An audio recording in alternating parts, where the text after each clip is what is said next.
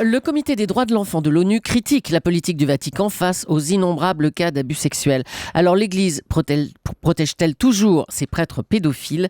C'est la question qui fâche de 7h15 sur Europe 1. Bonjour Christian Terrasse. Vous êtes Bonjour. le rédacteur en chef de la revue chrétienne Goliath. C'est la première fois que l'ONU met en cause le Vatican comme ça et demande que tous les pédophiles soient déférés devant la justice. Ça veut dire quoi? Ça veut dire qu'aujourd'hui encore, malgré tous les scandales qu'il y a eu, l'Église étouffe ce genre d'affaires? L'Église a commencé un travail depuis 2010, c'est-à-dire depuis la prise de conscience du pape Benoît XVI, celui qui précède le pape François aujourd'hui, a commencé en 2010 à prendre des mesures, mais pas des mesures draconiennes. A commencé à légiférer au niveau de son droit canon de manière un peu plus dure, mais reste de manière encore soft sur l'approche du problème des prêtres pédophiles, parce qu'il s'agit de prêtres pédophiles. Et on sait combien de Alors, prêtres ça suivant les concerne ou églises pas? locales, le problème est différent.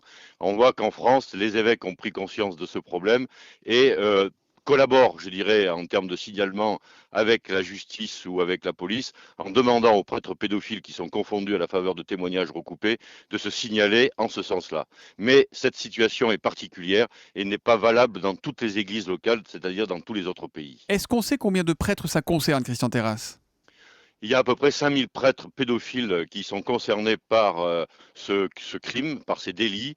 Ils sont en majorité aux États-Unis, en Irlande, en Allemagne, et puis dans tous les autres pays, en Pologne aussi. L'Église est touchée de manière mondiale par la question de la pédophilie. J'oublie l'Australie, bien entendu. L'Église est touchée de manière mondiale par ce phénomène. Il ne s'agit pas de cas isolés. Contrairement à la défense de la diplomatie du Saint-Siège le 16 janvier dernier, lorsqu'elle était auditionnée par la Commission de l'ONU sur le droit des enfants, où on a eu une posture du Saint-Siège très défensive, tendant à dire qu'il s'agissait de cas isolés, qu'en aucun cas ça n'engageait l'institution catholique.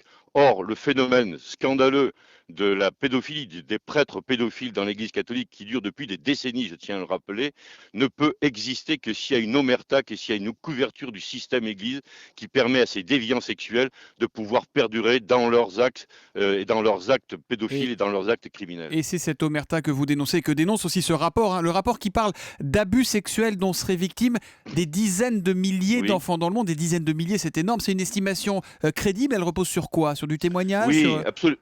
Tout ce que dit ce rapport de la Commission sur le droit des enfants de l'ONU est parfaitement crédible parce qu'elle s'inspire et elle s'inscrit dans un travail qu'ont fait les associations de défense des victimes, notamment américaines et irlandaises, depuis plus de 20 ans et 30 ans.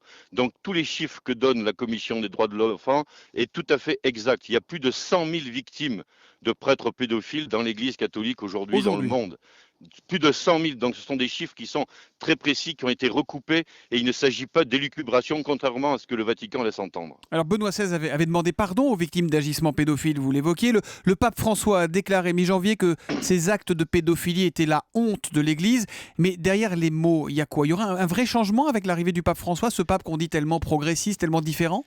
Non, mais ça, c'est un problème avec ce pape, c'est-à-dire qu'il y a un emballement médiatique et une popularité qui n'est pas à la hauteur des actes, des paroles qui sont prononcées. Effectivement, il y a un changement de ton, il y a une sincérité qui est évidente, il y a la volonté certainement au niveau des mots de vouloir changer la donne, mais dans les faits, on reste sur un statu quo qui pose problème. Certes, le pape vient de déclarer récemment à la Congrégation pour la doctrine de la foi qui s'occupe de ces dossiers au Vatican que la priorité, c'est les enfants, n'empêche qu'il donne consigne à ces diplomate, parce qu'il faut savoir que l'Église catholique n'est pas simplement une religion, elle est aussi un État. Donc il donne consigne à ces diplomates du Saint-Siège, lorsqu'ils sont convoqués par la Commission de l'ONU sur le droit des enfants, d'avoir une posture minimaliste, c'est-à-dire de dire on relativise, c'est-à-dire qu'il y a dans la société des actes de pédophilie qui ne sont pas dénoncés à hauteur de ce qui se passe dans l'Église. Sauf que dans l'Église, la proportion est beaucoup plus importante que ce qui se passe dans la société civile. Christian Terrasse, Deuxièmement, oui. on se retire sur le fait que le Saint-Siège a ses propres lois, donc ne vous mêlez pas de nos affaires. Et donc le Vatican accuse, le Saint-Siège accuse l'ONU d'intrusion dans les affaires du Vatican. Et est-ce qu'à contrario, Christian Terrasse, vous êtes rédacteur en chef de la revue chrétienne Goliath, vous êtes chrétien vous-même, est-ce qu'on peut accuser ce comité des droits de l'enfant des Nations Unies d'être anticlérical, de vouloir régler son compte à l'Église? Non, absolument pas. La plupart des gens qui composent ce comité ou qui ont travaillé avec des associations de défense des victimes sont souvent des chrétiens, des catholiques convaincus et défendent ces valeurs-là au nom même de l'Évangile, au nom même d'une radicalité évangélique qui n'a rien à voir avec ces déviances qui sont non seulement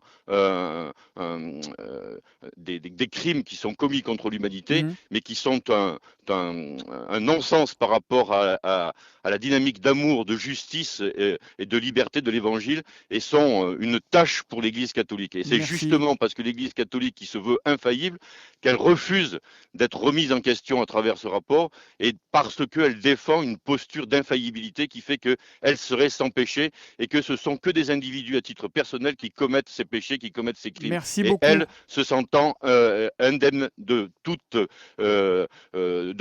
compte à rendre, violation on a compris. par rapport aux enfants. Merci Christian Terrasse. Je rappelle que vous êtes le rédacteur en chef de la revue chrétienne Goliath. Vous étiez en direct de Lyon. Merci à Jean-Luc Boujon également pour la réalisation de ce duplex. Bonne journée. Europe 1, il est 7h22.